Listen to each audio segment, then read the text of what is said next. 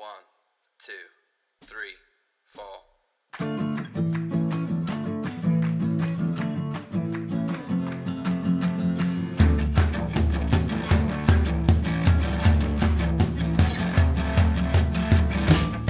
What's up, everybody? Welcome back to another episode of your favorite podcasts, the only podcast showcasing unsigned and local bands, the Trial by Error Variety Show. As always, I am your faithful host, Chasnick Rab, and today is Volume 1 in the Hometown Homage series. And what that means is we're going to pay tribute to a little town we call Bandera, Texas, which is the cowboy capital of the entire world. The same planet you live on. If you associate cowboys in your life with Western environments and settings, well, this just happens to be one of them. Perhaps the center, the Mecca. This is cowboy meta. Right here. Meta cowboy. Right here. And this episode is not going to be a country episode. However, this month you are going to get a taste of country. And more than a taste, really. I mean, we're going to get a 3-course meal of it. I'm so happy because last month we did metal. Tons of it. And I loved it. Fell in love with it. Even more. Every episode I fell more in love with metal. And what's so great about this month is I'm talking to country, Americana, and folk artists, as well as rock and metal. But enough of that. Let's talk about this episode right here. This is Volume 1, and it features $50 Dynasty. I talked to Kyle Allen, who is the lead singer and core writer of the band. It's a 4-piece. Featuring Ty Stone, Archer Finley, and Christopher Byman as well. Kyle and his brother Russ also have a podcast called the Brothers of the Serpent Podcast. Download it, subscribe to it right now on iTunes. It's super funny. It's packed full of very entertaining content about conspiracy theories and physics and, just government takeovers. And I mean, it sounds like I'm making it sound like Alex Jones, but it's really not. Like, these dudes are just super funny. And you'll hear Kyle he's just such a sweetheart and an incredibly smart person. It was an honor to be able to talk to him about this new music that has never been talked about before publicly, really. And he's even letting us showcase some songs that are not even published yet. These are like in the works. They're not even completed yet, but they sound badass. You're not going to be disappointed. I promise you that. The first song that we're going to play is actually one of the first songs that they ever put out off of the album Kings and Thieves. It's available on iTunes. You can get it through them, of course. Find them on Facebook. It's one of the published ones, and at the very end of the last song that we're going to play is also a published one as well. It's off of the Prisoner EP. The 3 songs in the middle, though, are going to be completely new to a $50 Dynasty audience. So I'm super stoked about it. Yeah, let's stop talking about it and just get into it. What do you guys say? Let's listen to a song called Bag in My Shoe by $50 Dynasty. Enjoy the show.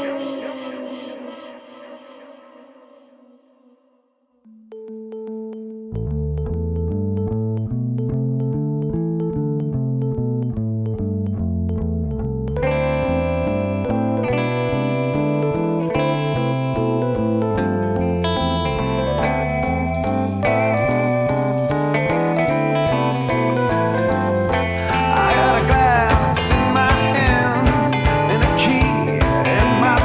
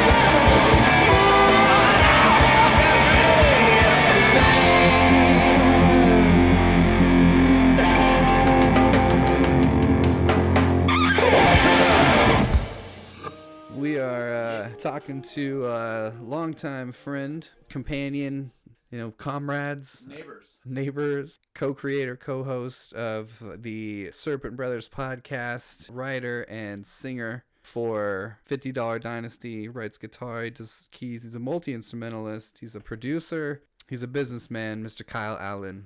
Hi.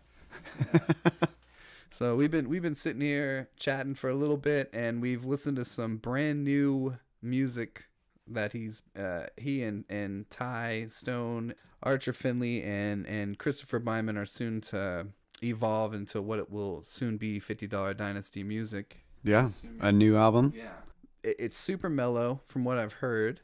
It feels got like a Milky Chance vibe mixed in with some of like the newer Incubus stuff, and a little bit of Blind Melon, and some Jeff Buckley. It feels like all of that combined into like a super group that is just like in its place now is $50 Dynasty. Is that too much? Well, that's cool. All of those are badass. Okay, cool. All of those are really badass. Yeah, Blind Melon's pretty cool. I don't know if you've ever heard of them, but Yes, absolutely. I have. And Jeff Buckley too. Yeah. I didn't think of that, but Jeff's a pretty cool guy. so yeah, I haven't been listening to a whole lot of music for a long time, and I think I guess I would say the main reason is because I got into spoken word. So, I'm listening to podcasts, I'm listening to audiobooks, and way more interesting to me than music recently. Actually, for a long time. So, haven't been keeping up with bands. I don't know. So, Out of the loop, as the kids say. yeah, kind of out of the loop. I remember a long time ago, was it Silverchair?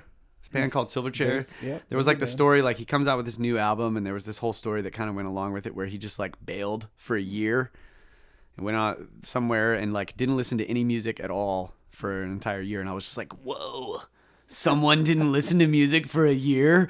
Yeah. Holy shit. And he wrote this album, and so it was really different. And I thought that was like a really cool thing. That's not what I'm doing, and it's not on purpose. Mm-hmm. Like, I just got really interested in, and I had a very mundane job, operating a machine. Mm-hmm. And so you're just like driving basically for 8 hours a day. Mindless. You don't need a monkey could do your job. Right. Once you figure it out, then you're good. You think a monkey could figure it out? I think so. Yeah. Probably. Monkeys are pretty. I mean, they can get good at, they can swing and do all kinds of crazy badass stuff on trees that I would never be able to do. So surely they could sit around and play with, a couple of joysticks. They can turn on ovens and make bread now. Are you serious? I think so. I made that up, but I'm assuming at this point in evolution, they're coming a long way. Yeah. I mean, they've already become us apparently at some point. Mm-hmm. Anyway, so you were saying you've been out of the, you've been in a machine. That kind of is what started it. I just started listening to audiobooks. So you seized an opportunity, in other words. Yeah, I did. And then I realized, like, after I ran out of fiction, I was like, you know what? I could actually, like, get an education doing this. Yeah. So it's all nonfiction now. Yeah, free education. Your history, in other words. But yeah, I did a lot of history books. It may be pop culture in a sense, some of it. But I know that some of the topics you talk about on your podcast, that you've done a lot of reading, some Sitchin. Yeah. You've done some Sitchin. Yeah, absolutely. So I did his whole entire Earth Chronicles series on an audio. And that's hard to get. And they don't have audiobooks for that. Oh, so really? I had to get the PDFs and then just like push play on my phone and it's yep, I do that. That's like my new thing. It's like, but after a while you get so used to that voice that you no longer hear that voice. That's a great idea though. That's a hack. That's a life hack. Yeah. You don't hear the voice anymore. You only hear the content. Yeah. And it's good. That's a really cool idea. Because even though, it's just as hard to get through the audiobooks for a lot of those anyway. Yeah, and it's like, and then if you get a new one, you have a new reader, and you have to get used to that person. So this one, it's like every book is the same. Yeah, and being that the opportunity that I speak of is, music. It's for entertaining you. It's kind of always in most cases it's a background thing. even when you're driving, unless you're just singing along, you know. Yeah. A lot of times you find music as a background thing. So when you're working, you tend to have music on, especially if you're just taking measurements or you're counting money, because it's kind of just because you can't listen to. I could not listen to an audiobook and count money. It. Yeah, you could listen, but you wouldn't absorb it. Right, I wouldn't. So that's definitely one of those really cool things that when you're stuck on a machine or you're painting, in my case, to be able to listen to a 45-hour audiobook that you wouldn't have time to read in normal life because you're out making bacon, you know. That's right. That's what I do, man. Yeah. Like, some of them were just massive tomes of them, like, I can do this in 1 week. You know? Just binging books. Yeah, dude. You're really quiet at home. Everybody's just worried about you. No, because after I got done with the fiction and I'm doing the nonfiction stuff, I'd come home and I'm like, babe, I just learned this crazy shit. Like, check it out. And there's no way, that didn't work. So, well, it's conversation starters, you know. Yeah. And enlightening too. Yeah, and that's really been, it's been a major. That learning experience has been a major player in the way I approach the music now, and the lyrical content, and really the whole idea of like, what is this? What am I doing? Mm-hmm. I think I've answered that question, and I don't think before I had ever really directly thought about it. It was more like a childhood dream that like, someday, I want to change the world with my music, man. And it's like, is that realistic? I didn't even think about that. Yeah. How do you do that? Yeah, how do you do that? Because, you have people like Bono who have like millions of dollars invested in like curing AIDS and like all these benefits and stuff. And people make fun of him nonstop. Like, you don't take somebody like that seriously. But I mean, whose music has changed the world? Jim Morrison. Really? I don't know. Change my world. Change my world. I'd say that. Okay. I don't know. I'm thinking probably the closest I could think of would be like, Mozart. Yes. Okay, maybe his music changed the world because it caused you to think. It caused you to use the illumination in your mind to imagine what's being transposed there. But it's also it was so far from anything that anyone had experienced in the world of music. Up Beethoven to that point. was deaf, dude. Yeah, he was. He was a composer. Mm-hmm. These guys are like mathematicians, and they understood the language of music. They could speak it. Mm-hmm. So they were doing something far beyond, what your typical rock band or whatever is doing. Like we're playing with sound, but they were playing with concepts. Yeah, but you speak a language of music as well. It may not be that of like a mathematician's mind, but you definitely have your language in music. I mean, you've made tons of music, all of it very different. You've dabbled in rock, you dabble in like a folk type of writing. The resonance that you use, it's all kind of pushed where it needs to be. Your vocals aren't ever too far forward. Your leads aren't always too far forward. Everything kind of seems to be mixed with a sort of an appreciation for everything involved, all the elements, and that to me is sort of a fluency in music that we were just talking about a band. I don't want to name them, but we were just talking about a band that maybe in the right circumstance you can make them shine, but in a lot of cases it's just that they suck and they just kind of you said it first. Okay, cool. They try and they try.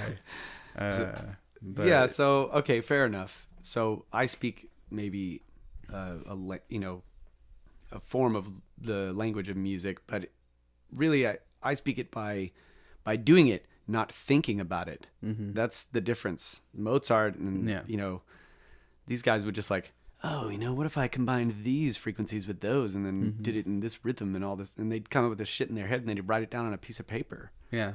I mean, they were fucking architects. Yeah. That's crazy. So I don't know.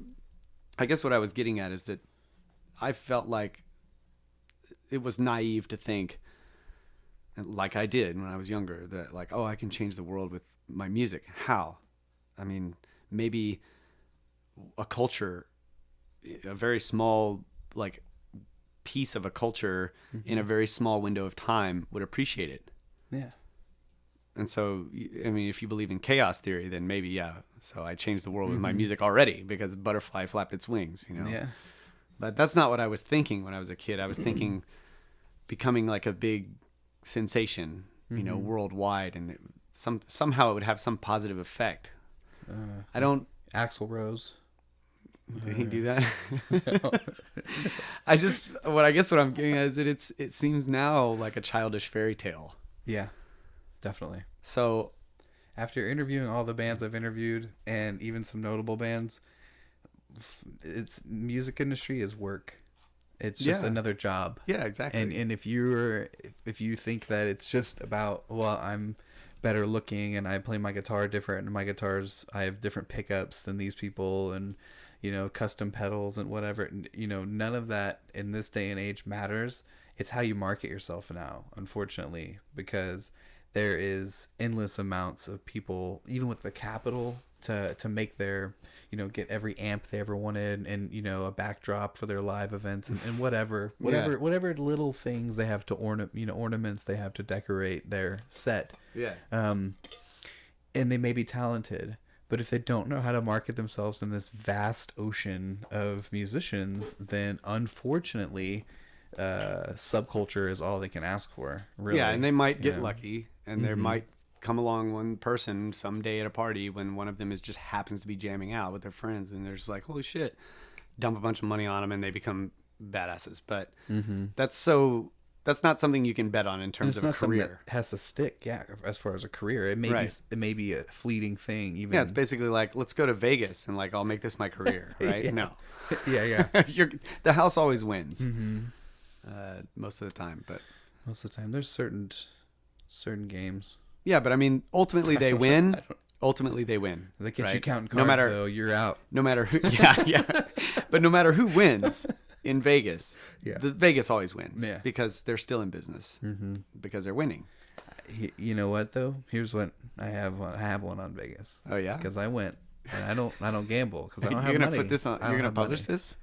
I don't have money, so I put $5 down at the Ghostbuster slots because I love Ghostbusters, and I'll be fucking damn. I got $20. I cashed out. So I got $15 on Vegas, dude. Badass. You kicked their ass. Fuck them. Yeah. And that was it. That's the only gambling I've ever done. I bought. Oh, but you know what? Oh God, I did think about this though. You bought a hotel. They got me. I went to White Castle, and I threw up White Castle. Like I got really sick. I ate way too many of them. Yeah. Man, they nailed you, dude. Because they get like 20 sliders for like $10. I'm like, of course I'm getting 20 sliders for $10. You know. Well, there went half of your, or like 3/4 of your winnings there. I kept $10, but I'm sorry, 2/3. I threw up my soul. You know, I coughed up my soul. And you left it there. What stays there? Hey, in the bushes. Okay. In the bushes. But yeah, Vegas is a creepy place, man. But yeah, that's the music industry, right? Like, wait, the idea of the. I'm sorry. Go ahead. I want to tell you. This is your show. show. I'll shut up. No. I just got one more Vegas story that may or may not make the cut, but definitely Vegas. When the first day I was there, I saw a guy jerking off. You know. What was it? A sea cucumber? No, because I think I heard that. Yeah, it was. No, he was story. He was actually sitting by like this huge pool by like the Luxor or something, and was just like in the bushes, like just jerking off. He was jerking off, looking at a pyramid. This is Vegas, dude. Like this is what I always thought it was, Sin City, dude. You know, so that's it. We can move on. I just wanted to. I had to get that off my chest. That's really interesting. He was right next to a pyramid, and he was just. Yeah. I said something like "gross," and that was it, like really loud, and that was it. That was all I could do. That was my civil service. Gross. He was like, "This pyramid is missing the obelisk." Dad jokes. Jesus. Off of the unreleased album Processions. This is Where the Stories Lie.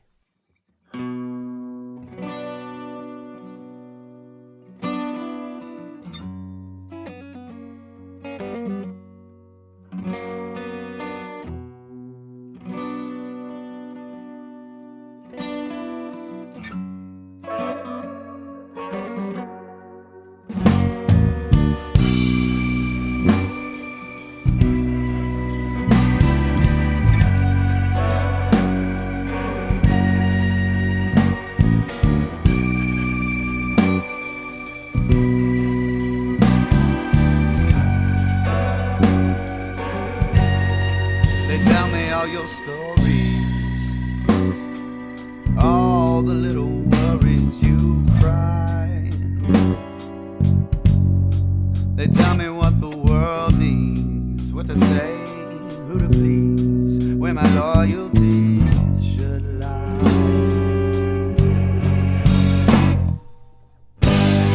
They tell me what you're building, far too many stories high.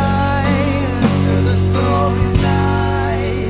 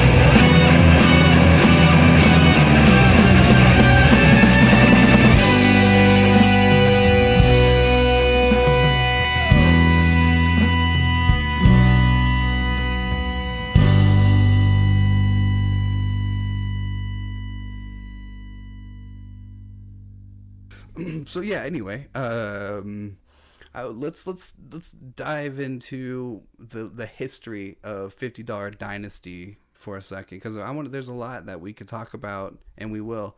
But what I want to discuss is something kind of new on this podcast. And I've known you guys for a really long time, and I've kind of seen the way that your music's evolved and the way that you guys have marketed yourself. I'm very lucky to have seen that it was for this particular interview. I don't necessarily have that a lot of times. But to see the way that you guys, your ambition over the years, how it's been channeled into what it is now. Recently we were talking about how you've sort of taken it away from a live, sort of presenting it in a live fashion, and really just taking it back to the focusing on the document version and the writing of it. Absolutely. And I think that's really cool. What do you think the benefits of that are going to be for you guys kind of going forward, stepping into that? Because you're still kind of new into that process. Well, just so you know, there is a plan to go live. Like, okay. We're going live. Okay. And probably this summer. Okay, awesome. But you're right. Like, that was definitely a thing where this is kind of what I was leading up to, really, with this story about the way I used to think about the music and what I was doing. And it was really learning about ancient wisdom, the ancient texts, the things that were left behind here, these mysteries that are all over the world. We talk about them in Snake Bros, the Brothers of the Serpent podcast, but those things made me realize what I was doing. Mm-hmm. And it's like the story of Gilgamesh, Gilgamesh, the Epic of Gilgamesh. Like, he goes seeking immortality, right? And the idea is that he wants to live forever, physically, because his companion, his friend Enkidu, dies, and the gods willed him, to die. Mm-hmm. So Gilgamesh goes and he meets the guy's name is weird, like Anishtabim or whatever, and he's basically the Noah character. He lasted through the cataclysm and continued mankind after the cataclysm or whatever, and the gods gave him everlasting life. So he meets Enkidu, and he gives Enkidu this plant that will sustain his body forever, right? He basically gives him immortality. Mm-hmm.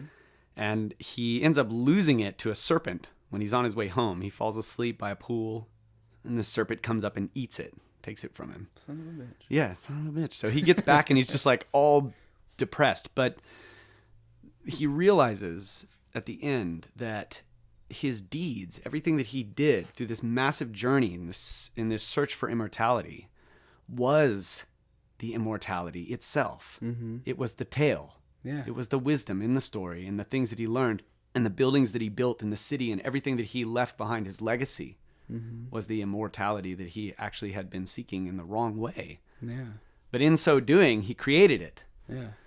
So it's things like that. It was his ambition that became his legacy. Right. And the legacy became his immortality because we're still talking about him. Yeah. He's not dead.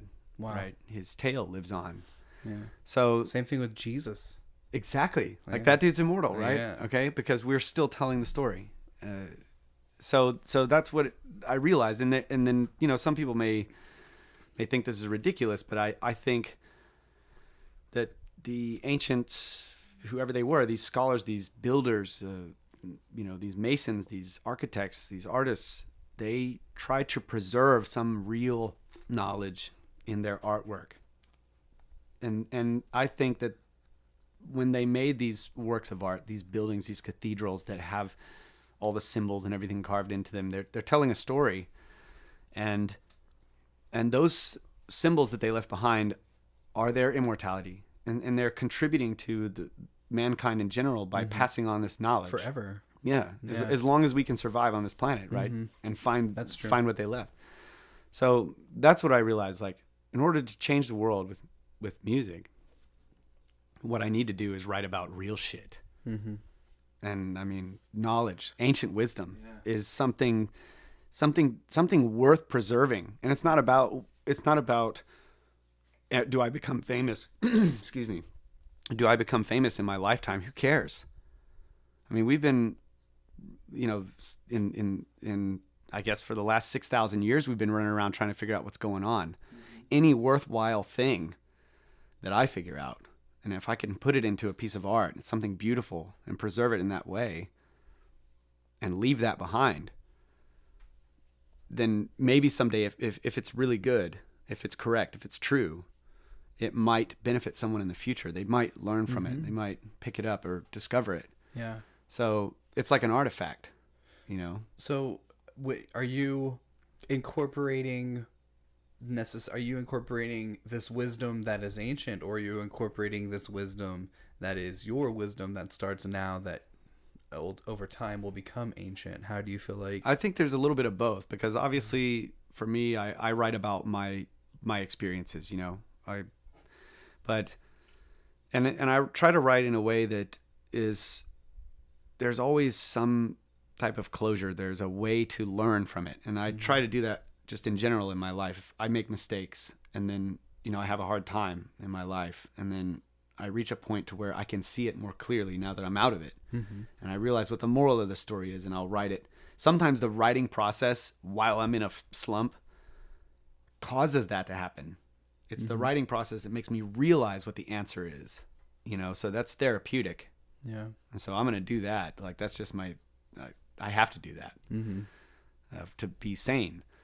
But the challenge is not to write about how I feel. That's easy. The challenge is and I think one of the artists you've interviewed was talking about how they try to put their feelings, they talk about more about the feelings rather than the actual things that happen, so that more people can relate to them. It's like that, but kind of the way these ancient parables or tales go, they put in these archetypes that fit a mold, and the archetypes represent all types of things. They're symbols. They're broad symbols that can be understood in many different contexts and in many different languages. You can interpret those archetypes into the other language, and they represent things. So taking my own personal experiences and then trying to incorporate some ancient wisdom passed down where they're already doing this. They've already discovered these things. And now that I've discovered it from reading them or learning about them, they've blown my mind already. So I want to preserve it in a new way, because we have, we're thousands of years from them. And so I can rewrite it in a way that's modern and thus put it into our culture in a new way. And try to preserve it and that not way. take it so far off of the beaten path that it's like Scientology for music. It's more so you're taking those icons and making them just more relevant, and putting a personal touch on it by adding your experience into the relevancy.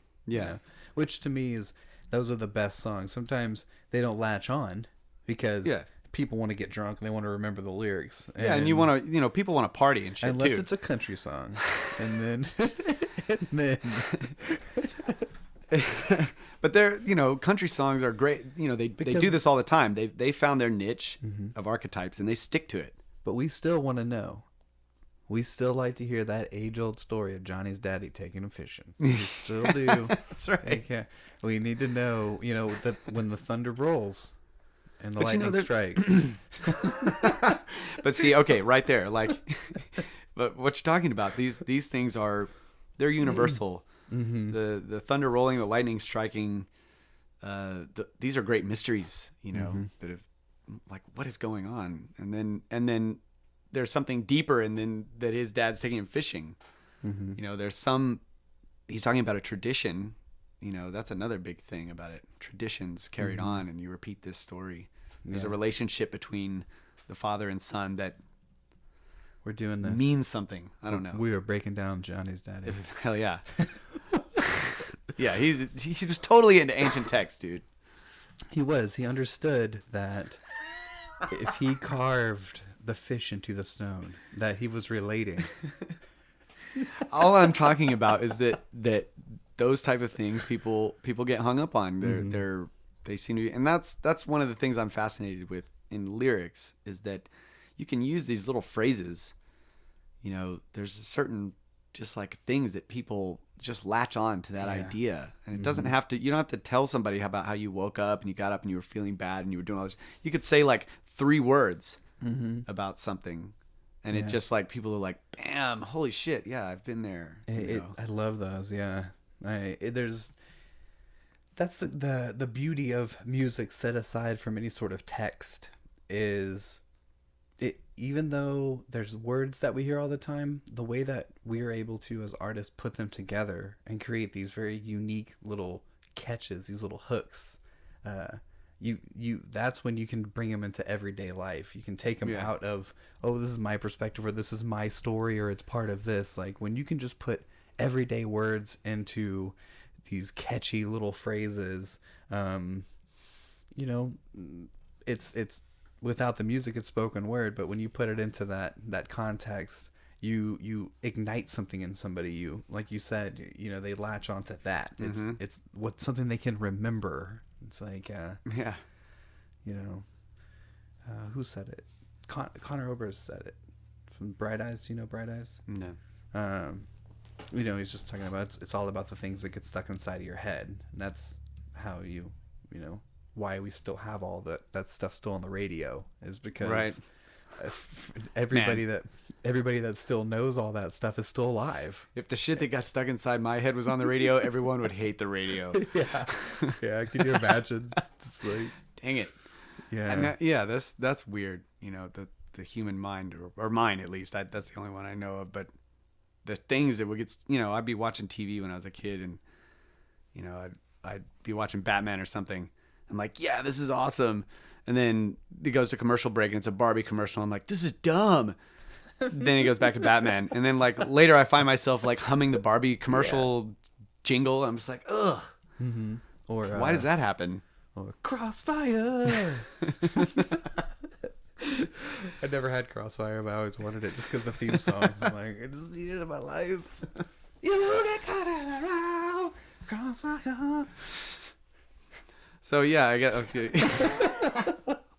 I don't know what that is. You don't remember that? No. That got stuck in my head, dude. Oh man. Yeah. References. I wouldn't wish that upon anyone, the stuff that gets stuck in my head. But Speaking of things that get stuck in your head, let this little ditty resonate for a little bit. It's off of the unreleased album Processions. It is called Castaway.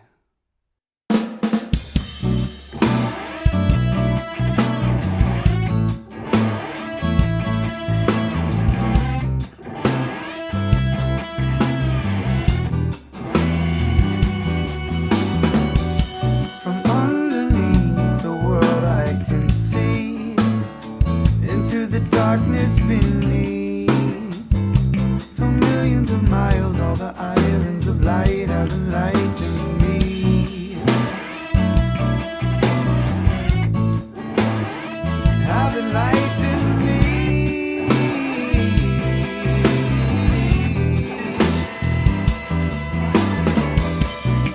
But the sun will rise again, and the rays in my eyes will make me forget who I am.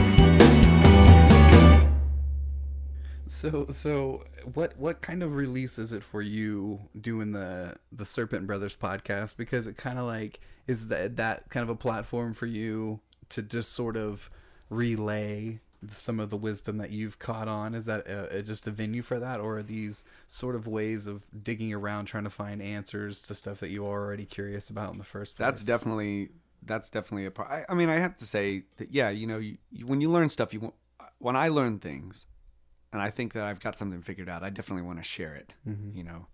So that's definitely part of it. Like, I want to go and record these ideas that I think that are badass and publish them for anyone who cares. But a main part of it was that my brother and I enjoyed those conversations with each other, and I got so much out of them, and he got so much out of them, that we were like, this is great, you know? And maybe it's great beyond just like what we think. Maybe it really is great. Yeah. And then we'd hang out with people and they would be entertained by our conversation and want to join in, you know, and we would notice this. And so people are always interested in mysteries. You know, people want to know about mysteries. And then they're like, what's the answer? And you're like, I have no answers. And they're like, That's why we're talking about it. That's exactly what's so great about it. Yeah, it's the folklore, you know. It's the pursuit of truth, which is so fulfilling because we'll never really know it all. We think we do, but then we don't. Right. Yeah. So we have this thing we call it's sort of making fun of that tendency in science and just in people in general, and it's called the Manual for the Universe Final Edition. Nice. And you know it's always being updated, but every time it gets updated, it's the final edition. There's like, this is how the world works, you know. But then they find out they were wrong, and then they update it. Final edition. Yeah, that's some George Orwell 1984 stuff right there. Yeah, you know, it's always the final edition. So yeah, but that you know, I think it is an outlet for me, but it's a lot of fun. Yeah, and it's no stress, just a lot of fun, and. You know, of course, yeah, I would like it to get popular and it would be great, you know, but even if it doesn't, it's a lot of fun, you know. I think it is fun, and the conversations are really funny, and there's just there's so much to explore that if you're really just kind of going down that rabbit hole, there's so much entertaining stuff that it's like, yeah, how could with all the technology that we have, do we not find these people in these clusters of missing peoples and parks? Yeah, you know, like, and with all the information that we have through social media, the actual videos, you know, like, how do we not, you know, are we not recognizing what's actually happening in these countries that we're just like, you know, you guys just dive into so many topics that they keep you thinking. They're not just in that moment. Once you listen to an episode, you will find yourself kind of going down that rabbit hole again, you know, and trying to dig for that literature yourself. And yeah, so those are always really good. And I think, though, as far as being popular goes, it's one of those things that podcasts, I noticed, just take a really long time to get off the ground and running. I don't know. Well, that gives me hope because it's taking. Yeah, you have to, because you know what I found. You don't have to explain to somebody what Spotify is or what Pandora is or anything like that, but you do. Yeah. Sometimes you have to explain to them what a podcast is. Yeah, which is weird for sure. You know, they're like, "What's a podcast?" And they're holding an iPhone. And you're going, "Oh, well." Coincidentally, you have like the mothership for podcasts, like, you know, and they have that little app button, and I show them, and it says on there, I click it, and it's giving you the tutorial. They've never hit that thing. They genuinely have no idea what their podcasts are. And I instantly start giving them like 10 or 20 podcasts just right off the top of my head. These are really cool ones. You know, of course, mine. Of course, I subscribe to my own. Of course, yeah. Yeah. Got a lot of plant subscribers out there. Thank you guys for letting me borrow your phone. And updating it. But that is one way to grow a market. Or definitely will. Because when I hear that, like, what's a podcast? To me, that's an opportunity to not only turn mine on, but to turn on your podcast or the Joe Rogan podcast or Last Podcast on the Left, or I listen to some true crime stuff, you know, like Sword and Scale. Yeah. So I'm like, you know, entertainment stuff. I love Soundcheck on NPR. It's an NPR music showcase thing. It's not like mine. It's like neat and tidy. It's kind of like a BBC type feeling thing. But NPR. Yeah, exactly. We love music. Wow, listen to this next track. You're gonna love it. Yeah. Can you just like have something distorted once? Yeah, it's all acoustic. The thing. It's not a Tiny Desk feel either. The soundcheck thing is. I don't think there's a Tiny Desk podcast. If there is, I need to subscribe. But I just like making fun of NPR because, you know, they're publicly funded. yeah, So it's like, yeah. Without the government, you'd be... yeah, I know they're taking a lot of money from the public to be getting that kind of just nonstop, you know, connection to all this news. And I mean, that stuff costs money. It's ridiculous. Well, more power to them, but We have all this alternative media. take the power away from them now. Yeah, yeah. Don't forget about alternative media. If you're listening to NPR, turn it off for just a little bit and go to some alternative. Go get media. a podcast. Get both fucking sides. Real people on the ground. Yeah, seriously.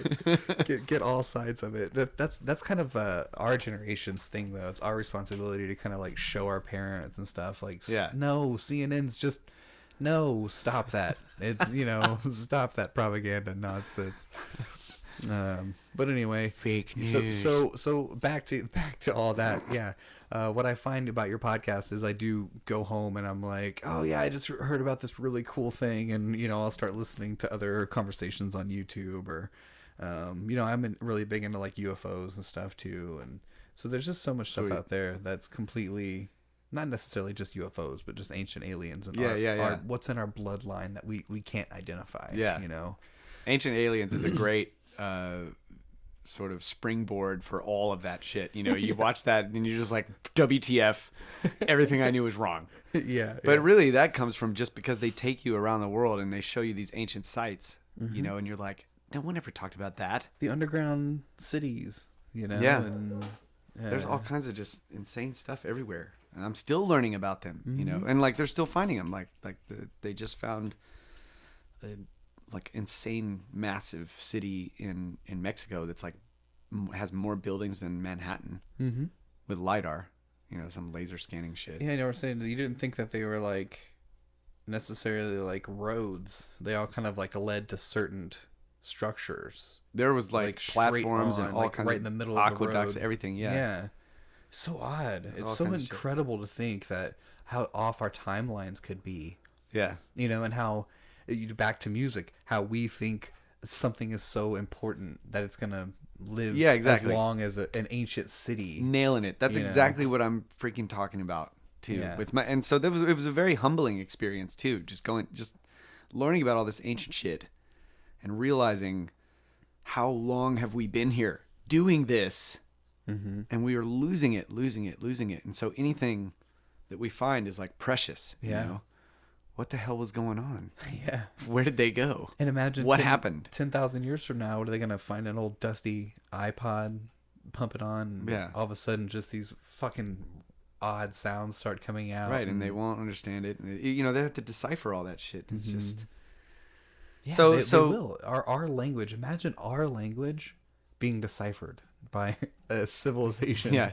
The fuck, bro? You know? What the fuck, bro? What? So, yeah, thinking about stuff like that, you can see like how obviously wrong we are about the Bible. Like you go to read the Bible and it's like, yeah, someone came down from heaven in all of their glory and there was fire and everything. And then they got this guy and they took off.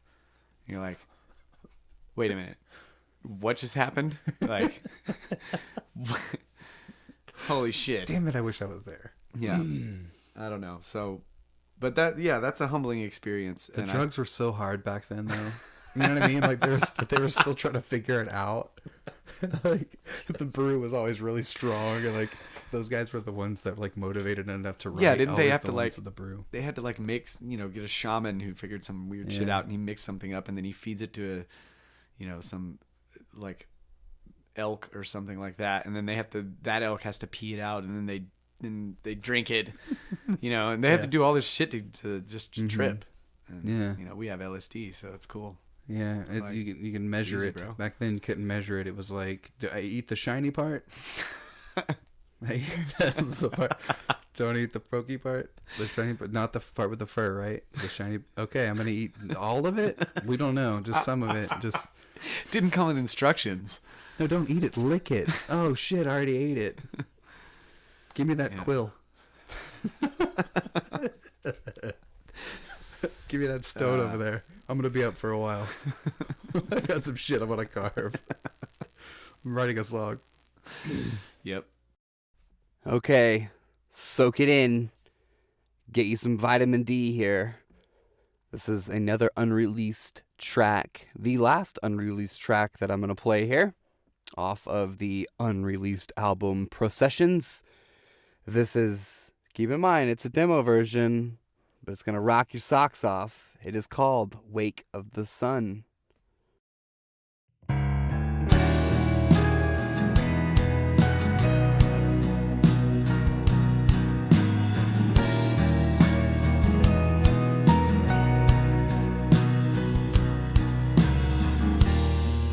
I'm lying awake. I'm awake in a lie. I'm trying to give. I'm giving it a try. Yeah. I'm healing the need.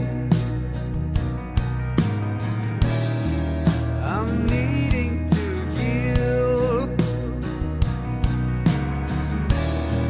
I'm willing to hope. Yeah. I'm hoping I will.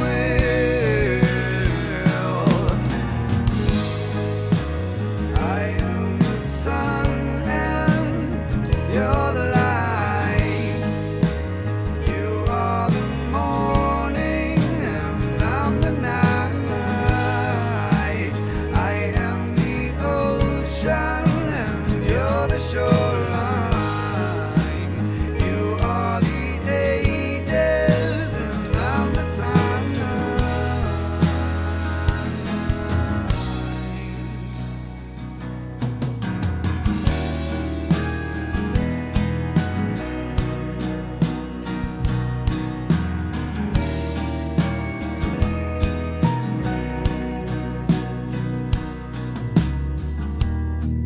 I'm choosing the way,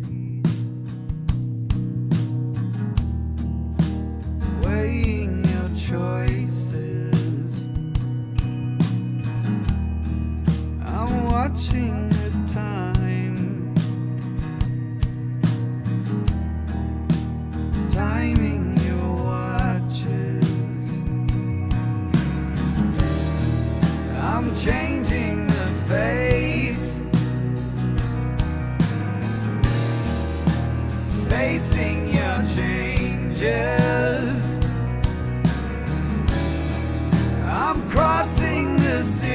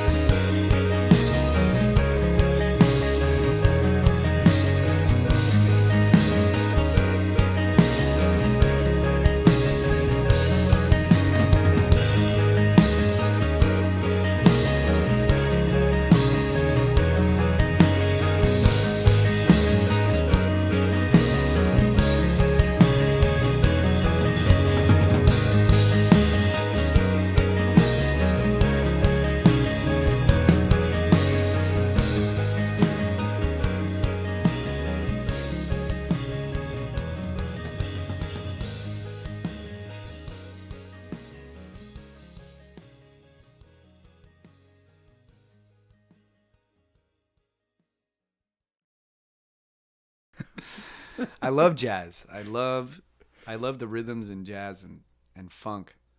That's really where I'm at. How do you feel about like Primus in that area? Not really my thing. No. Not that. I don't know. That's kind of crazy shit. I like meticulous. This is what we were talking about. Steely Dan, right? Okay. Fucking meticulous. Like everything is down to the wire. Yeah. Yeah. And then, of course, another thing that's wonderful about Steely Dan is their production quality is just fucking awesome. Like you can hear everything. Meticulous. Yeah. It is meticulous. And you watch those guys in the studio. Like there's a great video on YouTube. It's the Making of Asia, one of their albums. And it's badass. And those two dudes are in there like going through all the shit that they did. And they're in the, they got the board in the studio and they're just talking. They had like every fucking band in LA show up to play this one song. Like one band comes in one day and they do a rendition and then they leave, and the next band comes in the next day and they do a rendition and they leave, and they just keep doing this over and over, and finally they're like, we liked that one. They fucking used like every band and picked they picked the best of the best out of all of it, and they're like, insane. Okay, that's the backing band, now let's go find who's going to play the lead guitar, and then they just like bring in all the most badass lead guitarists in, and everybody's trying shit.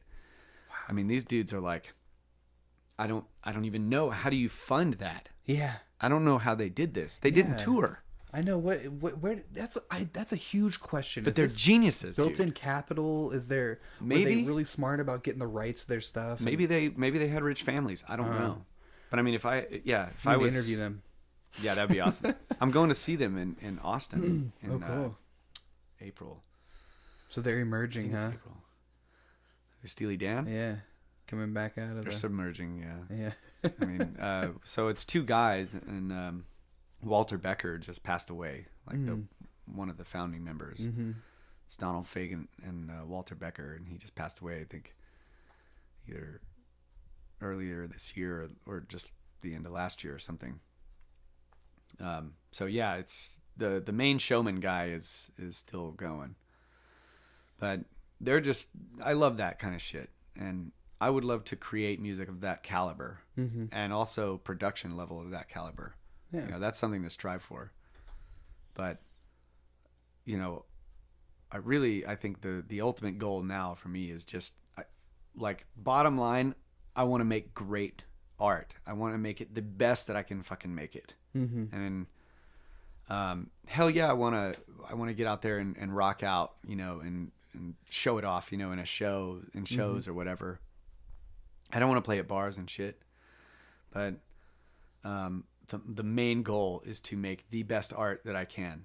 Every song, every detail of every song. And like Ty and I are doing this, like Ty's the lead guitarist, and every weekend we sit in this little 10x10 shed that I have like converted into a studio, and we just fucking we just go through every detail, and it's like, I heard Ty's definitely in his master phase of guitar. He's just a badass. He's one of those guitarists that it just is so second nature to know the ins and outs. It's pretty amazing, pretty incredible. And we write together really well, and we have a very, very solid friendship and understanding of each other, and like how we work. And one of the most recent things, I guess, in working on this album is, and this part of this phase that we're in where we're not playing shows and we're just working on our music, is like the realization that like, hey, if I write a song, I have a vision for this song already, and I can show it to you,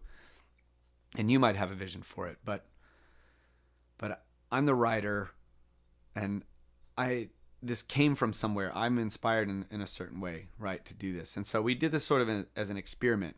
Let me create it, the whole thing. Let me live out my vision of the song. And Ty, he brings all of his skills to the table and tries to get exactly what I envision for it.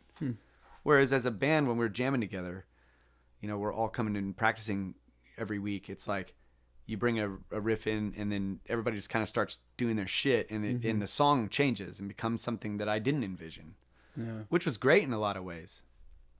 But this is a different way of going about it. This is going for the true, like, what is the true inspiration, and where did this come from, and why? Can we get it exactly? So if he brings a song to the table, I'm there in the same way. What do you envision?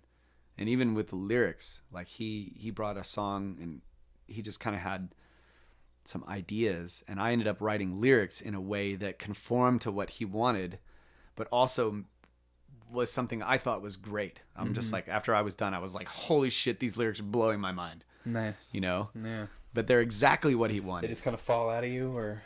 Yeah, it's like it kind of just, I don't know. It's like I had this first line, you know, and that line just struck me. It was like that's it. And I just followed that whole thing. And I love that. I incorporated a bunch of ancient shit and all of this stuff, you know? Yeah.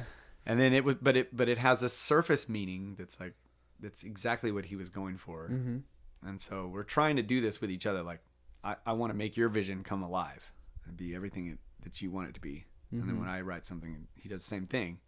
And it's badass. Like, so the experiment's working so far. oh man, it's so freaking fulfilling, and it's cool. so much fun, and it's frustrating too at times. Like one time he spent like 6 days solid in the studio working on a bass line for one song of mine, and I would just come in like after he'd been in there for like 8 hours, you know, and he would, all right, bro, check this out, check it out, push play, and I'm like, no.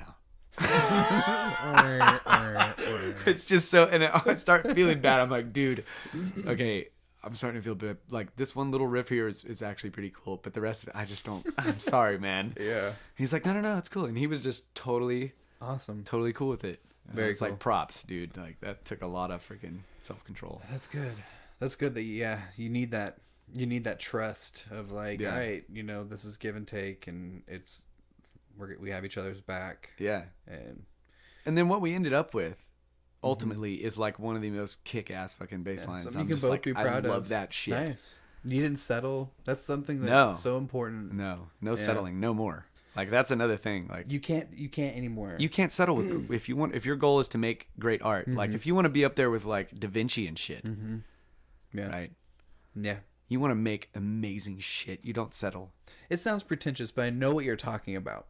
I don't mean to be that way. I know, but I don't want our listeners to think that that's like you're making that type of like presumption. Oh, I'm not like you're making that. But I'm not making that claim at all. What I get out of it's it is a desire. You have to go above and beyond your inspiration to create something out of that inspiration that is your own. You know, and that's exactly what I take out of that. So for anybody that's thinking like, oh, this motherfucker, like, no, sorry, not what he's saying. No, but seriously, like I would love to reach that level of ability, and I probably won't, you know, in my lifetime. But that's not the way I'm going to think about it. Yeah, no, of course I'm going to be like, how did he do it? I want to study that. I want to figure out, you know, how do they do this shit? And I think one of the axioms is you can't, you know, you have to, what was the way you put it? Like, you don't settle. Yeah. Yeah. You work and bust your ass and try to make it the best. And then whatever the best that I can do may never compare to anything that people like Da Vinci did. Doesn't mean I failed. Yeah. I did the best that I could do. And they didn't get recognized until after they were gone. Yeah, anyway, fucking A. That's another thing. Is that like it's not about me at all. It's about the artwork itself, and then it's not about today or even in my lifetime. Doesn't matter. Yeah, there's no formula either. Nobody. No. I was talking to a guy from Low Hum. He's from California. He was actually an A&R rep, and he just plays music. He's not in the industry now, other than that. But he was saying like even they don't know. Even the higher ups have no idea what the fuck is going on in music. They're constantly trying new things. So we are just as adaptive as they are. Yeah, they're really scrambling too. Like I before, you know, I was going to all these music conventions and stuff, and like seeing what's going on and really getting into the like interested in the publishing side and all that, and they are flipping out. Yeah. There's a lot of serious legal battles going on in the background too about publishing rights. It's in our hands now, dude. You and know? yeah, now everybody, like, technology's gotten so great, and the, you know, a badass home studio that Led Zeppelin couldn't even imagine is available in your home for like a couple grand. Save up for a year. Yeah, work your normal 9-to-5 job, save up for a year, and you can have a studio if that's what you want to do. I mean, it's you possible. go back and listen to that old rock and roll. It's so badass, but you can make better shit on GarageBand. And you do it by just finding your zen, getting into that, doing it constantly, spending the time it takes, 8 hours a day, working on one bass line, because you don't want to find yourself. Yeah, I know what you're saying. I meant just the technology in terms of the quality of a studio. Yeah. Is like some shit that they wouldn't. I'm saying you could have all that too, but if you don't know how to use it, you're just wasting money. Yeah, that's true. Okay. But we're in the age where you can watch tutorials on YouTube. You can literally go to school on YouTube and learn how to use everything. Yeah. Yep. You can shop. You can literally type in like, oh, I want to find different microphones for my podcast. I've done that before. You can go on YouTube and there's 10 of them. Yeah. That are like, these are the 3 best microphones. We're gonna review all of them. And so I'm like, fuck it. YouTube is like, it's the new university. Like I was listening to a Joe Rogan podcast and he had this guy on who's like now my new fucking hero. But his name Jordan Peterson. Yeah, Jordan Peterson. He's talking about. He's such a badass dude. Dude, that podcast with Joe Rogan was. I just got his audio book. I haven't read. Oh, it you yet. got the book? Mm-hmm. Okay, cool. It's like the 12 rules for life. Yep, that sounds about right. Dude, I want to get it. So, but on the Joe Rogan podcast, he's talking about, he's a tenured professor of clinical psychology or whatever, and he's talking about whether or not he's going to go back to work after all of this crazy shit and writing a book and publishing everything as a teacher. And he's like, well, that depends on where the university is. Like, he's looking at YouTube and he's like, YouTube looks like the university. I mean, that's where people go to learn. Yeah. He's like, so I don't know if I'll be teaching on YouTube or teaching back at the university. I mean, I like my job, but like, I want to teach people who want to learn. And exactly. I'm like, dude, that's freaking who come awesome. to them to learn. They're not roped and wrangled into some contract. I think that's brilliant. It's the 12 Rules for Life by Jordan Peterson. Yeah. And just from listening to the Joe Rogan podcast, which is free, and it's like 2 hours long or more. 3 hours sometimes. The stuff he talks about, I was just like, man, it made me think about myself and my family and all kinds of, things about my life that I was just like, dude, this is freaking awesome. That's great shit. All right, everybody. That is it's been fun, and Kyle has tons of stuff going on. I'm gonna link you up to all of that stuff, so go check out the Serpent Brothers podcast. Brothers of the Serpent by the Snake Bros. It's on all the platforms, iTunes, and I found it on my Podcast Addict app, so you can find it just about everywhere. It's super interesting, and I hope you've all enjoyed the Dynasty music, and there's certainly more to come, so stay tuned. Yeah. Thanks, everybody. Thanks, Kyle. Thank you. See, I told you, he's a fun dude, man. Thanks, Kyle. And we're not done with $50 Dynasty just yet. In fact, we have one more song as promised off of the Prisoner EP, available on iTunes. This one is called No Dice, and it was requested by my lovely soulmate, Stacy. She said this one really stands out, and I listened to it, and I'll be damned, it does. It's really awesome. No dice, everybody.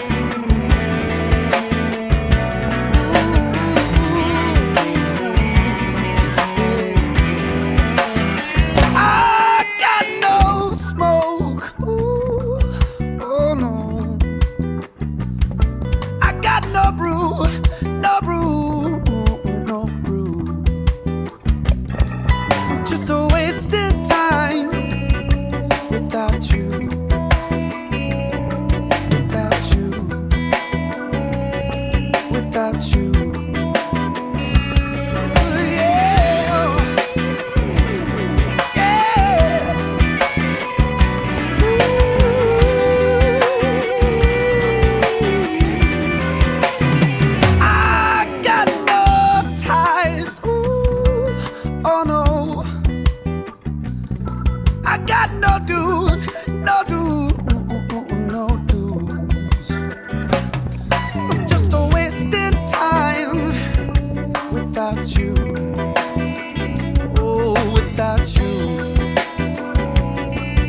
without you. Yeah, yeah. But you can come on over. Yeah, yeah. We're wasting time sober. Yeah, yeah, yeah, yeah. Baby, you can come on over. Please, honey, yeah. We're wasting time sober, sober, sober.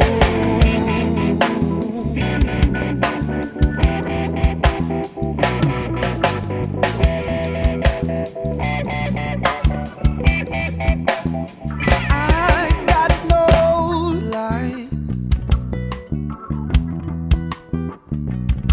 I got no truth, no truth. I got no smoke. I got no brew, no brew, no brew.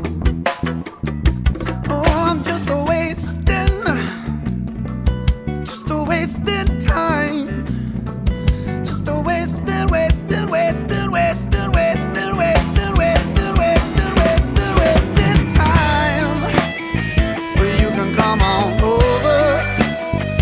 Yeah, yeah. We're wasting time sober. Sober, yeah, yeah, yeah. Baby, you can come on over. Please, honey, yeah. We're wasting time sober, sober, sober.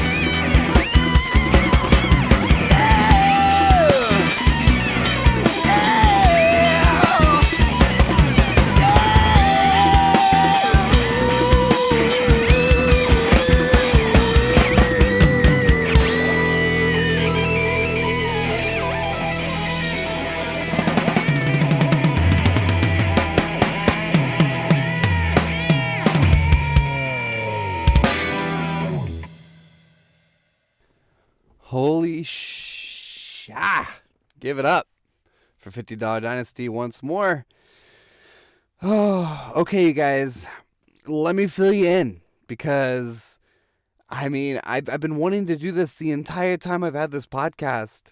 Over a year now, and 3 years in the making for putting together just an all-out hometown showcase.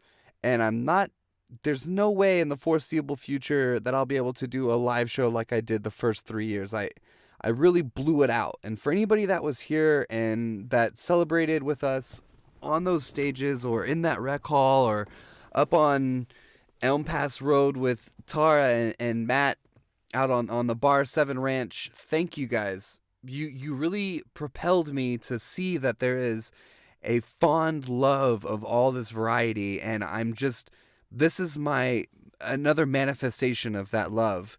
And what I loved about Bandera that made me really want to put together an alliance or put together this stage, this thing that I considered the error of Bandera, was the variety, was just the diversity. Stuff like $50 Dynasty and Whiskey Ignition and Professor Julius and my band From the Cocoon. Like, there was other stuff besides country. And in saying that, I also have just such a deep admiration for the singer-songwriters that come from here, because their albums, they definitely won't see the light that they deserve in this lifetime. Sadly, and I don't say that as a pessimist, I say that as somebody that's just seen how outlandish and how much you have to sell yourself really to get out and into this giant eye, like in Los Angeles or Nashville or whatever, and you kind of have to sacrifice celebrity for the simple life. And that's what I admired about all of the people that I have on this podcast this month, is they're incredible musicians that have all decided family and scenery over fame and glory. And if they ever picked up and decided to choose the latter, everybody here would support them because of the way that they've treated this community and the way that they've, respected the space here.